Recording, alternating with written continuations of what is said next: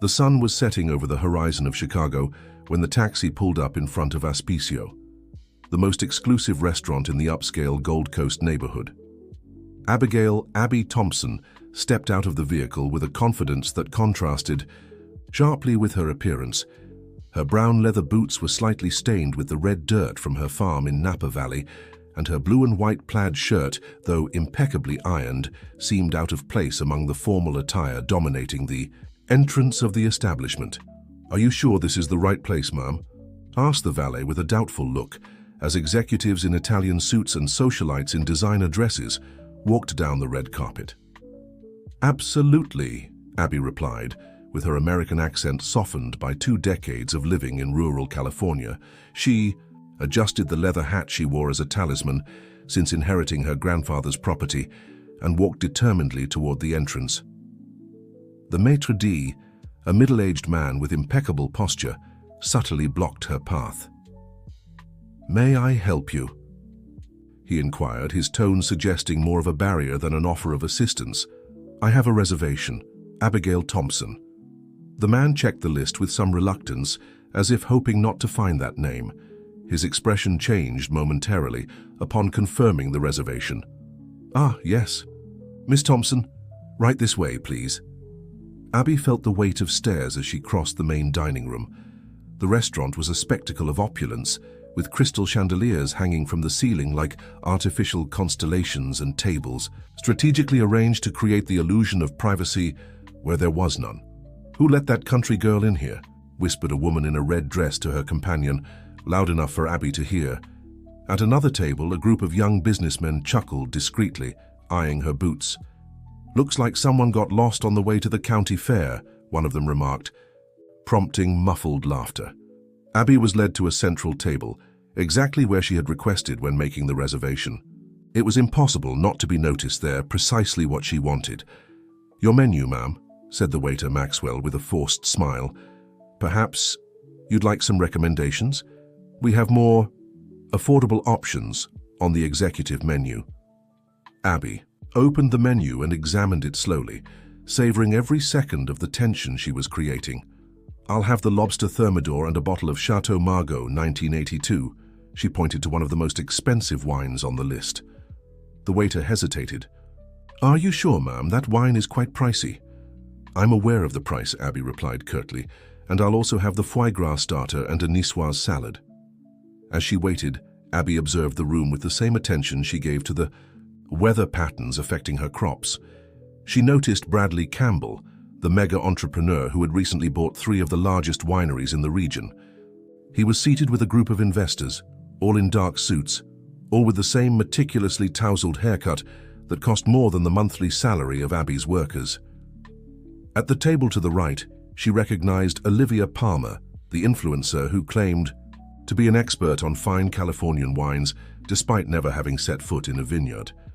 She was surrounded by followers who hung on her every word as if it were the nectar of enological wisdom. The food arrived, presented with the theatricality typical of high-end dining. Abby ate slowly, savoring each bite while ignoring the disdainful glances around her. The wine was served with ceremony, and she tasted it with the expertise of someone who knew every nuance of that terroir. "Is it to your liking, ma'am?" asked the sommelier, clearly surprised by her technical appreciation. "The cherry and tobacco notes are present, but I think the '83 vintage had more personality," she commented casually, eliciting a look of astonishment from the professional. The meal progressed. The snide remarks around her intensified. The group of young businessmen, now emboldened by alcohol, made bets about her ability to pay the bill. "50 grand says she'll try to bolt through the kitchen," said one. "100 grand says her card gets declined," replied another. Abby maintained her unshakable dignity. When she finished her dessert, an elaborate Belgian chocolate soufflé, she discreetly gestured to Maxwell. "The check, please." The waiter brought the bill on a silver tray. The amount was astronomical, enough to cover 3 months' salary for her farm workers. Without hesitation, Abby pulled out a black card from her worn leather bag, the kind offered only to clients with 8-figure net worths. Silence spread through the restaurant like a wave. Maxwell, now visibly flustered, took the card as if it were a fragile relic and headed to the card machine. As she waited, Abby noticed Bradley Campbell, watching her with growing interest. Their eyes met briefly, and he raised his glass in a gesture that could be interpreted as respect or challenge. The restaurant manager, Kevin Lambert, hurried over, as if he had received an alert about an unidentified celebrity. "Miss Thompson, I hope you enjoyed your experience with us," he said, now excessively cordial. "May I ask if you'd like us to send the receipt to a special address?" "That won't be necessary," Abby replied as she signed the receipt. She left a tip that was double the cost of the meal, something that didn't go unnoticed by the watchful eyes around her. As she stood to leave, she adjusted her hat once more. The silence in the restaurant was almost tangible. Those who had whispered earlier now kept their eyes fixed on her, trying to decipher the enigma that had just presented itself.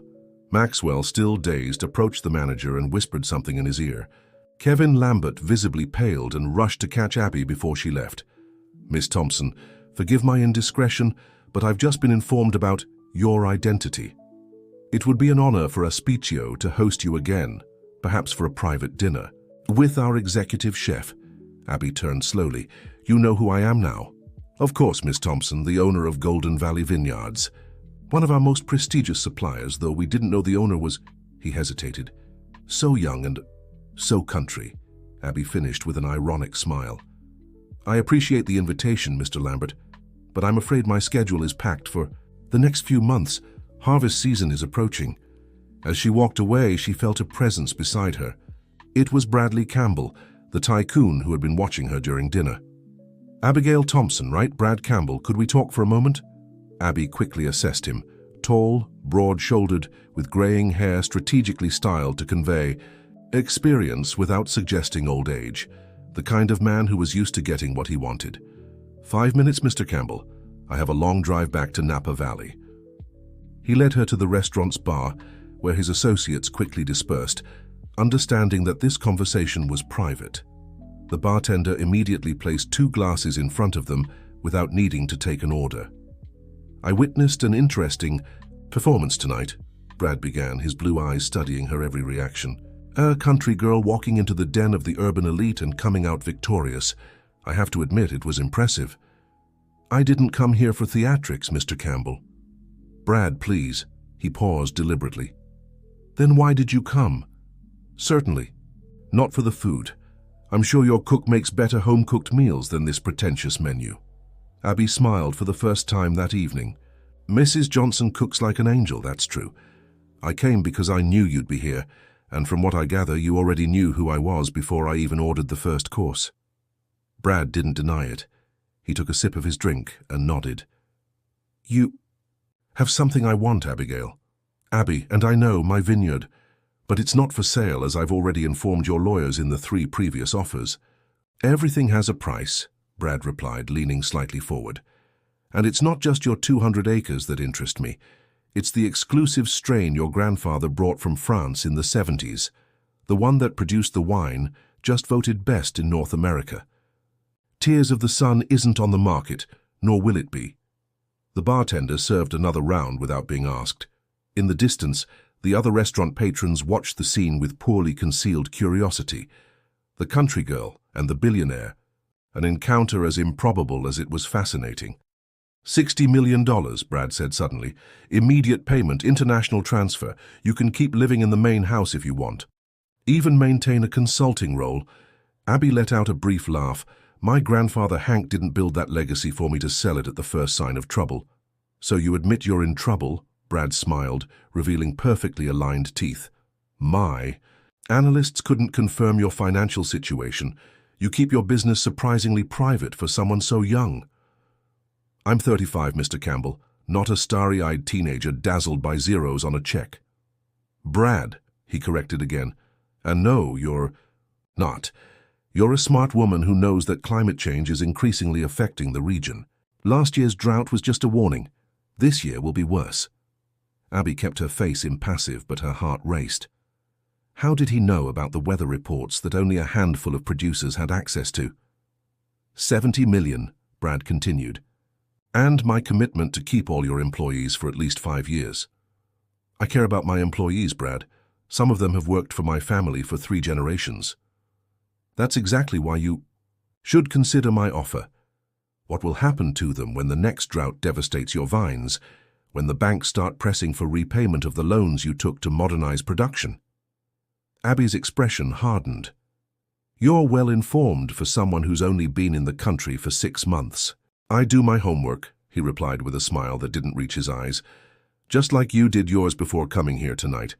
We both knew exactly who the other was before we even met. On the other side of the bar, Olivia Palmer watched them, intently while typing something on her phone. Abby knew that within minutes, speculation about this conversation would be circulating on social media. The influencer would never waste an opportunity like this. I have to go, Abby said, standing up. It was a pleasure meeting you in person, Mr. Campbell. My offer stands, for now. He also stood, extending his hand for a formal handshake. But as a businessman, I must warn you, the value will only decrease over time. And as a winemaker, I must remind you, some things improve with age, Mr. Campbell. Abby left the restaurant with the same dignity with which she had entered, ignoring the stares that followed her. Outside, the night air of Chicago was thick with pollution and unfulfilled promises. Her driver, Jefferson, was already waiting. With the pickup truck, a practical concession to her rural lifestyle, though she maintained an apartment in the city for occasional visits like this one. To the apartment, Miss Abby? Jefferson asked, opening the door for her. No, she replied. Looking back one last time, Brad Campbell watched her departure through the restaurant windows. To the vineyard, we have a lot of work ahead. During the long drive back, Abby reflected on the events of the evening, the initial disdain, the reversal of expectations, and, finally, the real reason for her visit, to assess Brad Campbell in person. What she saw didn't reassure her. The man was exactly the corporate predator she had imagined, with a rehearsed smile and eyes that constantly calculated. But there was also something more, something that intrigued and worried her in equal measure.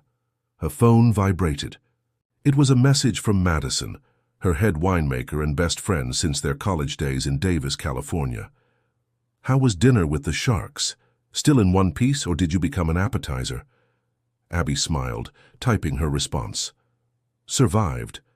But the biggest shark offered $70 million for the vineyard. The reply came instantly. And you said? Abby hesitated for just a second before writing that some things aren't for sale. She put her phone away and closed her eyes, letting the motion of the car lull her. Tomorrow would be a new day of work.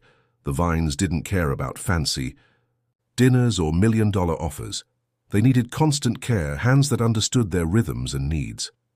And as long as Tears of the Sun remained her secret, her trump card, she still had moves to make in this confrontation that was only just beginning. What Brad Campbell didn't know yet was that Abby had more resources than she let on, and more determination than anyone could imagine. The sun had barely risen over the horizon when Abby was already walking among the rows of vines stretching across acres of red soil. The morning dew soaked her boots, the same ones that had caused so much discomfort at the luxury restaurant 3 weeks earlier. She touched the leaves with the gentleness of someone caressing a loved one, examining the small clusters forming.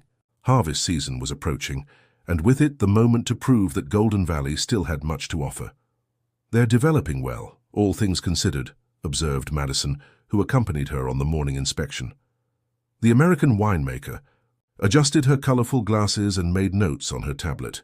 The drip irrigation systems we implemented are compensating for the drought better than we expected. Expensive investment, but necessary, Abby replied, plucking a yellowed leaf. The problem is, we can't perform miracles if it doesn't rain.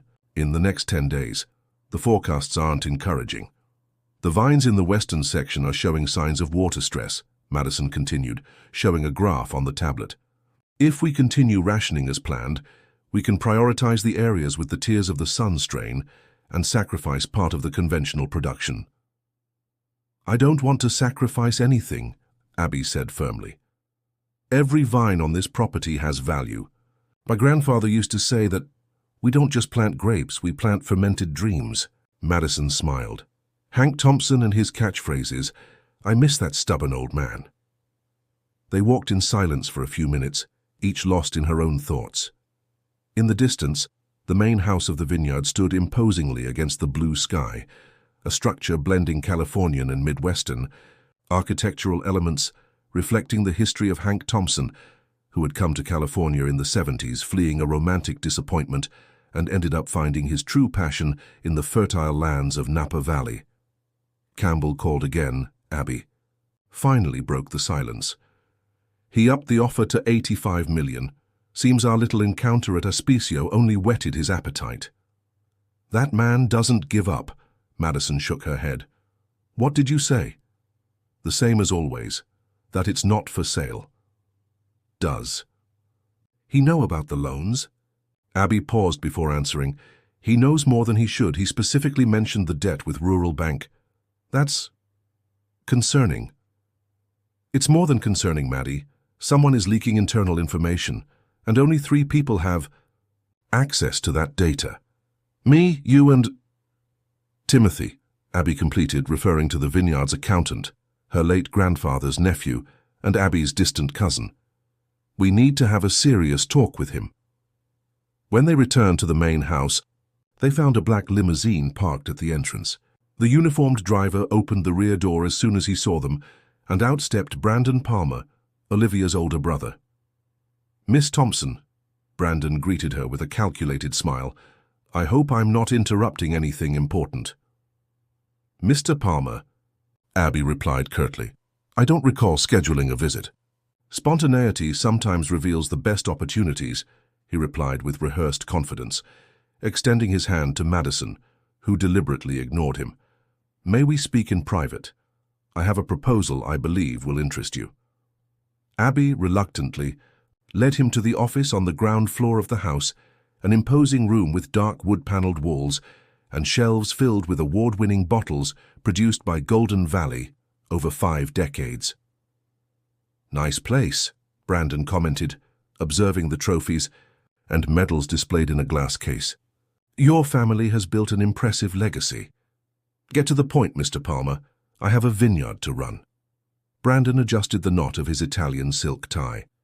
"I represent a group of investors interested in acquiring premium wine properties in North America. Let me guess, Bradley Campbell is among those investors." Brandon's smile faltered momentarily. "Mr. Campbell holds a minority stake in the consortium, yes, but our proposal is independent of his." "Neat million," Abby ventured. "Or are we up to 100? "Actually, Miss Thompson, our offer is 50 million. Abby couldn't help but laugh. "That's less than Campbell offered weeks ago, because we're not interested in the entire property," Brandon explained, opening his leather briefcase and pulling out a document. "We only want the 50 acres where the Tears of the Sun strain is planted, plus the exclusive rights to the brand and production revenue." Abby felt a tightness in her chest. That specific area was the heart of the vineyard, the most precious legacy left by her grandfather. The original vines Hank had brought clandestinely from France, adapted to Californian soil through decades of careful experimentation. "That's out of the question," Abby replied firmly. "The strain is not for sale under any circumstances." "I understand your emotional attachment, Miss Thompson, but consider the facts.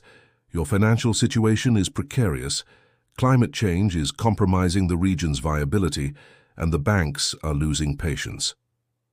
"How does everyone seem to know so much about my financial situation?" Brandon smiled again, with the confidence of someone holding privileged information. "The wine world is small, Miss Thompson, and the business world even smaller." At that moment, Timothy entered the office without knocking, stopping abruptly upon seeing Brandon. His face visibly paled. "Sorry, Abby, I didn't know you were in a meeting."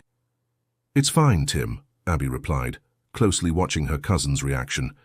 "Mr. Palmer was just leaving." Brandon stood up slowly, leaving the document on the table. "Think about our proposal, Miss Thompson. It's only valid for 48 hours. As soon as the door closed behind him, Abby faced Timothy. "I want to see the accounting books, all of them, now." Timothy swallowed hard. Abby, I was going to tell you. Tell me what exactly? Her voice was controlled but tense. That you've been leaking confidential information to our competitors. That you've been working with Bradley Campbell behind my back? It's not like that, he stammered. Campbell approached me, yes, but he only wanted general information about the wine industry in the region. I would never reveal specific data about Golden Valley. Then how does he know details about our loans? How does he know which specific areas are under water stress? Why is he so interested in the strain my grandfather protected with his life? Abby stepped closer, her eyes locked on his. What aren't you telling me? Tim? The silence that followed was more telling than any confession. Timothy slumped into a chair, running his hands through his thinning hair. The bank is going to foreclose on the mortgage in 30 days if they don't receive at least 40% of the amount due, he finally admitted. I tried to negotiate longer terms, lower rates, anything, but they won't budge. Campbell knows because he bought part of the debt through a subsidiary. Abby felt the ground shift beneath her feet. The strategy was clear now. Campbell was cornering her from all sides, creating a scenario where selling would be the only viable option. Why didn't you tell me this sooner? Because you're as stubborn as your grandfather. Because I knew you'd rather lose everything than sell even a part of the property. Timothy looked genuinely distressed. Hank trusted me to protect you and his legacy. I'm trying to save what I can. That night, after Timothy left with his head hung low and Madison retreated to her room in the east wing of the main house, Abby remained alone in the office, surrounded by the memories of 3 generations. On the walls, black and white photographs of her grandfather with the first vines, standing beside Italian immigrants who had taught him ancient viticulture secrets. In another, more recent photo, a teenage Abby learning to prune the vines under Hank's proud gaze. Her eyes landed on a small, seemingly insignificant frame, a hand-drawn map of the property divided into sectors. She stood, walked over to it, and removed it from the wall, revealing a small, embedded safe. The combination was the date her grandfather had arrived in California, May 17, 1970. When the safe door opened, Abby found a yellowed envelope with her name written in Hank's unmistakable handwriting. To Abigail, when Golden Valley needs more than hard work and determination. Inside the envelope was a set of documents her grandfather had never mentioned, the original patent for the Tears of the Sun strain registered not just in the U.S. but internationally, a second document detailing the unique fermentation process, and most surprising of all, the deed to a small property on the outskirts of Napa Valley, where Hank had maintained an experimental vineyard with the same strains. Along with the documents was a letter written shortly before his passing. My dearest Abby, if you're reading this, it means Golden Valley is facing its greatest threat. I always knew that one day someone would understand the true value of what we created here. Tears of the Sun isn't just an exceptional wine. It's the result of a revolutionary approach to strain adaptation that could transform the wine industry in times of climate instability. The secret isn't just in the vines, but in the knowledge we built.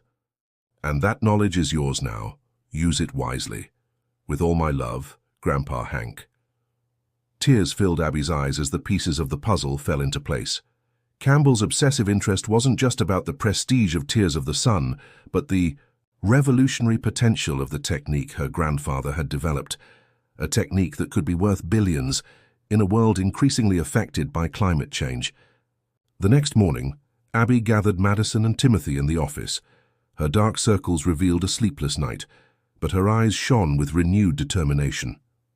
We have a lot of work ahead, she announced, and we need to act fast. 3 months later, Bradley Campbell stepped out of his imported sports car in front of Auspicio, the same restaurant where he had first met Abby. He was accompanied by his legal team and Brandon Palmer, all dressed in impeccable suits and wearing confident expressions. They had scheduled a decisive meeting with Abigail Thompson. When they entered the private dining room, they found Abby, standing beside Madison and, to everyone's surprise, Olivia Palmer. Miss Thompson, Campbell greeted her with a tense smile. I see you're finally ready to accept my offer. Actually, Mr. Campbell, Abby replied calmly, I'm here to make an offer of my own. She slid a folder across the table. Campbell opened it with visible confusion, which quickly turned to shock as he read its contents. "This is impossible," he stammered. "As you can see," Abby continued, "I've just closed a partnership with the Independent Producers Association of Wine Valley, represented by Miss Olivia Palmer. Together, we've acquired the debts of my vineyard that you so diligently bought through your subsidiaries." Campbell looked at Brandon, who seemed just as surprised as he was. "But how?" "My grandfather left more than vines as a legacy, Mr. Campbell. He patented the climate adaptation technique he developed internationally, something your army of lawyers apparently missed." Abby smiled. "This technology will be worth billions in the coming years, as climate change affects vineyards worldwide." "We could contest those patents," Campbell's lawyer threatened. "You could try," Madison interjected, adjusting her glasses, "but it would be a long and costly battle, and in the meantime, we've already licensed the technology to small producers in 5 countries. Olivia, who had remained silent until then, stepped forward. "My followers loved the story of the farmer who outsmarted the arrogant tycoon. The negative publicity would be devastating for your other acquisitions, Mr. Campbell. And to top it off," Abby added, "I've just signed an agreement with the U.S. government to establish a sustainable viticulture research center on Golden Valley's land. It's a project that will secure jobs and development for the entire region." Campbell closed the folder slowly, his expression unreadable. "You could have sold for $100 million, he said finally. "Some things are priceless, Mr. Campbell," Abby replied. "My grandfather's legacy is one of them. But if you're still interested in doing business, we're open to discussing terms for limited licensing of the Tears of the Sun technology." A week later, Abby walked once more among the vines at sunset. Timothy approached hesitantly. "Abby, I wanted to apologize again. I thought I was protecting your grandfather's legacy the only way I knew how." "I know, Tim," she replied, "and you were partly right. I needed to be pushed to find another solution beyond my stubbornness. What happens now?" Abby looked toward the horizon, where the sun painted the sky in shades of gold and red, like the wine that bore the vineyard's name. "Now we grow, but on our own terms, not as an impersonal conglomerate, but as a community. The local small producers are joining us. We'll preserve traditions while innovating to face the challenges of the future." In the main house, Madison opened a bottle of the first Tears of the Sun produced by Hank Thompson. It was the last of the original vintage, saved for a truly special occasion. "To Hank's memory," Madison toasted, raising her glass. "And to the future he made possible." "To Golden Valley," Abby replied, the ruby liquid glowing in the twilight. "And to the roots that sustain us, even when the world tries to uproot us." The evening air was crisp, carrying the faint scent of earth and ripening grapes as Abby and Madison stood on the porch of the main house, their glasses raised in a quiet toast. The vineyard stretched out before them, bathed in the golden hues of the setting sun, its rows of vines standing as a testament to decades of hard work, love, and resilience. The moment felt like a quiet victory, a pause in the storm that had threatened to tear everything apart. As the two women sipped the rich, velvety wine, the sound of gravel crunching under tires broke the stillness. A car pulled up the long driveway, its headlights cutting through the gathering dusk. Abby squinted, recognizing the vehicle immediately. It was Timothy's sedan.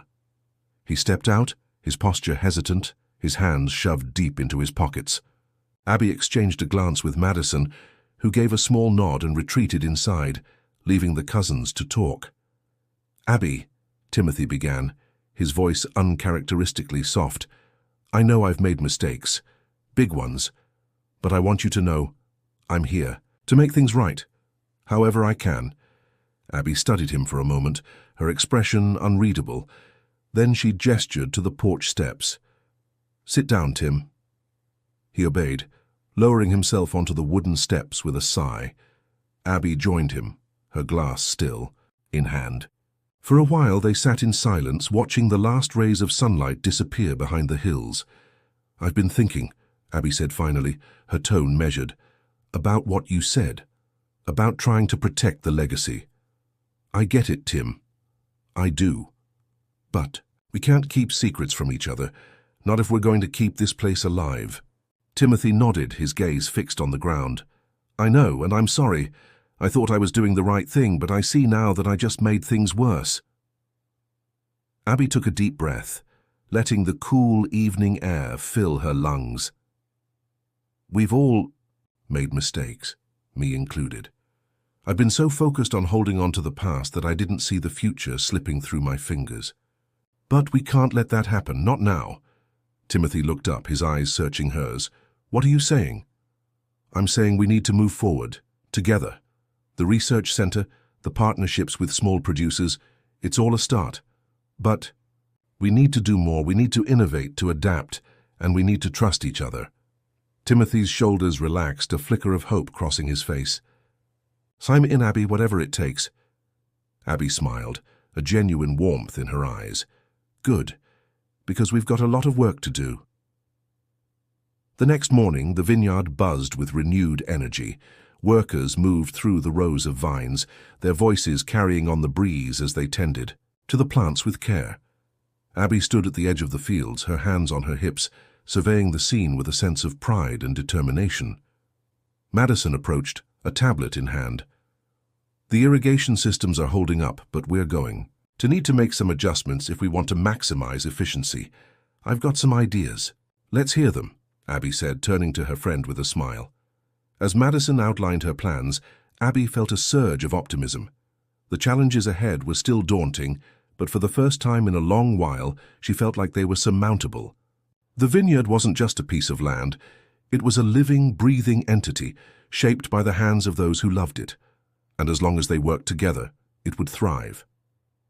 Later that afternoon, Abby received a call from Olivia Palmer. The influencer's voice was bright and enthusiastic. Abby, I just wanted to let you know that the campaign is live.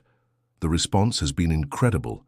People are fascinated by the story of Golden Valley and the tears of the sun. Orders are pouring in. That's great news, Abby replied, feeling a flicker of excitement. Thank you, Olivia, for everything. Don't mention it. This is just the beginning. Oh, and Abby, I think you've got a real shot at turning this into something even bigger. Something that could change the industry. Abby smiled, her gaze drifting to the horizon. We'll see, one step at a time. As the days turned into weeks, the vineyard began to transform. The research center took shape, its modern facilities standing in stark contrast to the rustic charm of the main house. Small producers from the region came to visit, eager to learn from Abby and her team. The sense of community was palpable, a reminder that Golden Valley was more than just a business. It was a legacy, a promise, and a home. One evening, as Abby walked through the vineyard, her phone buzzed with a notification. It was an email from Bradley Campbell. She opened it, her heart skipping a beat. Miss Thompson, I must admit, your recent moves have been impressive. It seems I underestimated you. I'd like to discuss a potential collaboration. Perhaps there's a way we can work together after all. Best, Brad Campbell. Abby read the message twice, a slow smile spreading across her face. She typed a quick reply. Mr. Campbell, I'm open to a conversation, but let's be clear, this isn't about selling out. It's about moving forward, on my terms. Abigail Thompson. She hit send, feeling a sense of satisfaction. The battle wasn't over, but for the first time, she felt like she was holding the reins. As the sun dipped below the horizon, casting the vineyard in a warm golden glow, Abby stood at the edge of the fields, her heart full. The road ahead would be long and challenging, but she was ready. For her grandfather, for the vineyard, and for the future they were building together.